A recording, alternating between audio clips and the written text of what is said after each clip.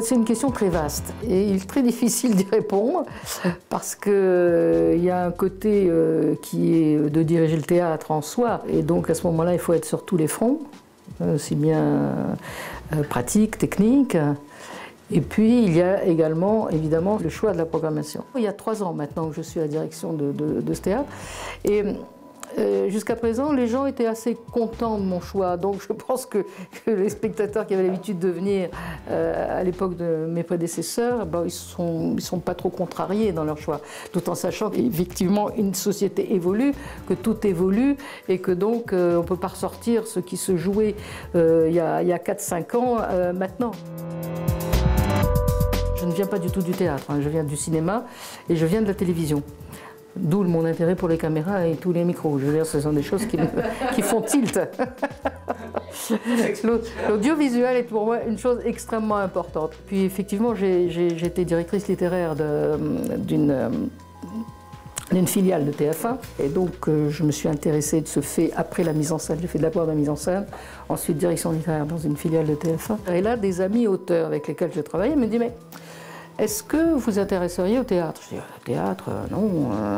Théâtre, non, pas vraiment. » Et comme j'étais, à l'époque de mes mises en scène, je faisais partie de ce qu'on appelle l'école des buts de Chaumont, où on travaillait par chance. C'était génial parce qu'on répétait avec les comédiens sur un plateau pendant 3 semaines avant d'empexer, comme on disait à l'époque, c'est-à-dire avant d'enregistrer. Et donc je connaissais bien les comédiens, j'avais en plus cette charge de direction littéraire, donc j'avais une formation qui était un peu douce. Je me suis dit, tiens, pourquoi ne pas effectivement m'intéresser au théâtre? J'ai commencé à lire des pièces de théâtre, et puis voilà, puis ça a commencé comme ça.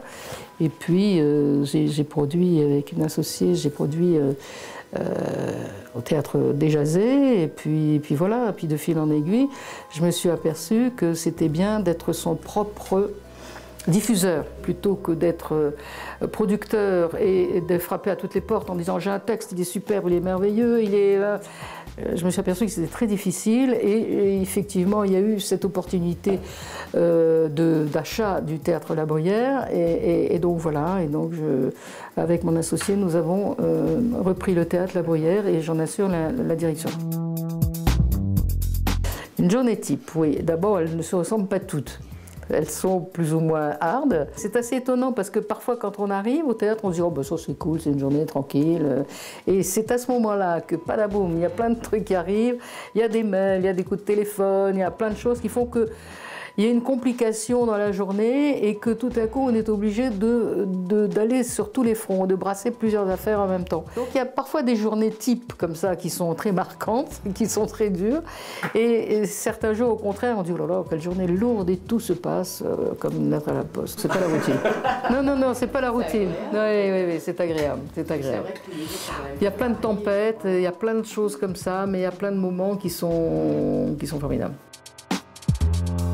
Le choix d'un sujet, c'est avant tout un coup de cœur. Sur un sujet, sur une mécanique d'écriture, sur la dramaturgie, comment les personnages évoluent, parce que c'est ça qui est important, comment une situation évolue, est-ce que ça va crescendo, est-ce qu'à l'intérieur de cela, est-ce qu'il y a de l'émotion ou pas, parce que je suis très sensible à ça, parce qu'il y a une émotion, est-ce que les gens se sentent concernés par ce qu'ils entendent, par ce qu'ils voient.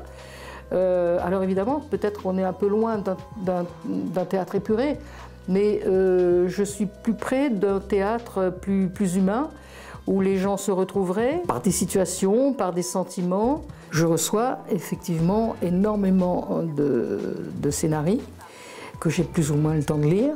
Donc je commence à lire un texte en diagonale et quand je commence à accrocher à la 10e page, par exemple, je continue, c'est que c'est bon.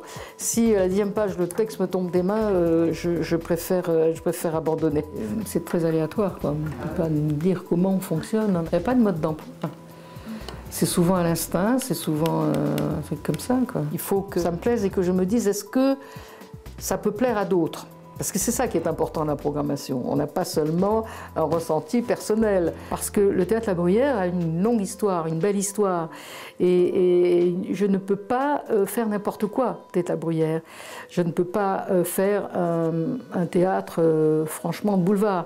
Ce n'est pas parce que c'est un style que je n'aime pas. Au contraire, j'aime beaucoup le théâtre de boulevard. C'est pas un art mineur, hein, loin de là, c'est pas un théâtre mineur. Mais en même temps, il y a quelque chose, donc c'est un peu difficile de naviguer. C'est pas non plus un théâtre d'intello, donc je peux pas faire de texte très intello. Voilà, je pense que c'est une question de feeling aussi.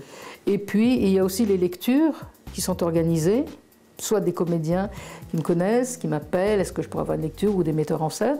Et à ce moment-là, si mon plateau est libre, évidemment je les reçois avec beaucoup de plaisir. Et c'est très agréable aussi parce qu'une lecture de texte dit par des comédiens, alors plus le comédien en face évidemment est un bon comédien, plus il fait ressortir le texte et plus on a envie d'y aller. On s'est dit ah ça ce serait bien. Filmer non. Un showcase, j'ai pris un spectacle à la suite d'un showcase. Ouais. J'avais beaucoup aimé, c'était un bon moment, une bonne représentation et j'ai été extrêmement déçue parce que ça a été un échec ici, mais enfin bon voilà. Il y a souvent un metteur en scène, sinon, effectivement, il y a une recherche de metteur en scène. Il y a une recherche de metteur en scène en se disant qu'un texte peut correspondre à une sensibilité plutôt qu'à une autre. Et puis je rencontre le metteur en scène, on parle du sujet et je vois si ce qu'il a envie d'en faire, comment il veut le monter, comment il... C'est lui le capitaine, hein, c'est lui qui monte son travail, donc je ne veux pas intervenir. Mais si, quand il y a quelque chose qui me choque, je le dis, mais complètement en aparté et seul à seul. Il y a des agents aussi qui me proposent des sujets aussi, hein, me disent j'ai un tel qui a tel sujet, ou j'ai telle comédienne ou tel comédien qui voudrait bien jouer dans telle pièce, je te l'envoie. Enfin bon, je veux dire, il y a un échange aussi, il y a un travail. Ça met à peu près 5, 6, 7 semaines à peu près. De montage, tout dépend de la difficulté, de ce que demande le metteur en scène pour sa mise en scène, tout dépend. Si c'est une mise en scène simple avec 2 comédiens, on a moins de temps de répétition, moins de temps de plein de choses. Ça dépend aussi des effets lumière, des effets son qu'on veut avoir. J'ai travaillé avec des coproducteurs, mais c'est souvent un peu difficile. Je trouve que le système de coproduction au théâtre, disons, est moins bien fait parce qu'il n'existe pas depuis très longtemps, qu'à la télévision ou qu'au cinéma, où le producteur a vraiment une part réelle. Et alors qu'au théâtre, il n'est pas considéré, déjà ce que je n'arrive pas à comprendre. Et puis au théâtre, souvent les coproducteurs, j'ai eu quelques déceptions parce que d'abord ils hésitent à mettre leur part au niveau dans le montage, par le pourcentage qu'ils doivent mettre, d'une part, et quand il y a des pertes, alors là il n'y a plus personne, enfin bon, ils se défilent, enfin c'est compliqué. Ce ne sont pas des vrais coproducteurs. Ouais. C'est tel qu'on l'entend dans le cinéma et à la télévision. Et c'est que le plateau, il faut le payer tous les soirs. Donc effectivement, s'il n'y a pas de recettes, ou moyennement de recettes, voilà.